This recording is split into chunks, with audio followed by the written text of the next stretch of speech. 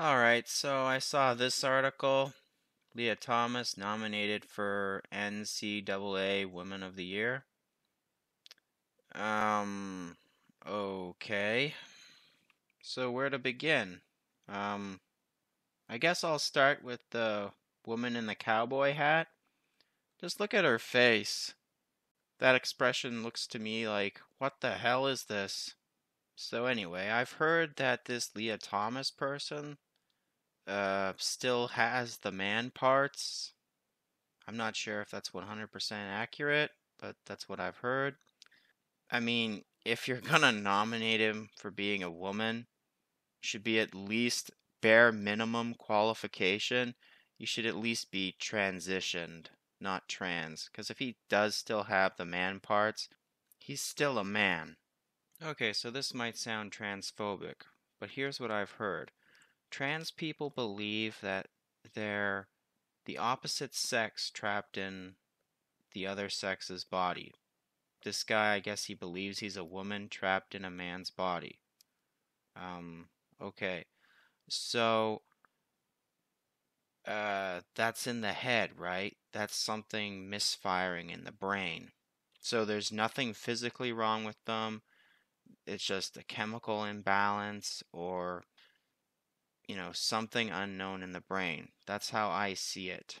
Now, this is where my personal experience comes in. I've struggled with anxiety and depression for more than half my life, since I was 14. I have this thing called OCD. I worry about things being dirty or clean to the point where I wash my hands raw. I've been to many head doctors and government doctors, etc. The government doctor I had, what was his solution? Put pills in front of my face. And the head doctors, what did they tell me? A few things. One, there's nothing physically wrong with you. Two, it's all in your head. Three, there's something misfiring in your head. Four, it's your mind's way of coping with some kind of trauma. Never once did they tell me, oh, yes, your hands are dirty. Yes, you're filthy. Never once. But what I've noticed with these trans people, the same doctors who told me, no, it's all in your head, you're physically fine, aren't telling these people, no, you're not a biological woman, you're a male, or vice versa. It's all in your head, there's something in your brain that's misfiring. In other words, they're doing stuff like this.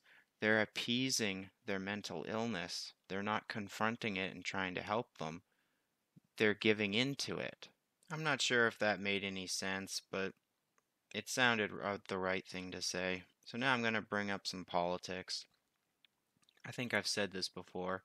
The left says they're trying to help women, to empower them and all that.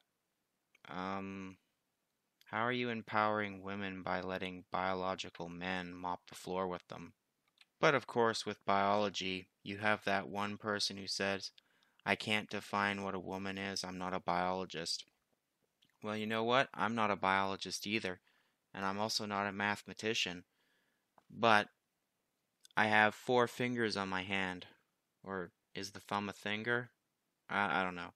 Four fingers is 2 plus 2 is 4. I know people are saying that math is racist, it's a white construct, but math is still math to me. And yeah, I suck at it. Same with biology. But I've known since I was a kid that boys are stronger than girls. You could say that's unfair, but that's biology. That's human nature. Biology. I guess it would all depend on which camp you're in. If you believe that an unborn child's a parasite, then yeah, you would see women as being unequal to men.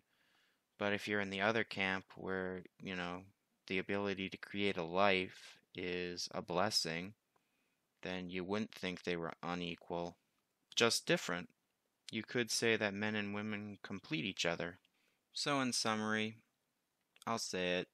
I view this transgender stuff as a mental illness.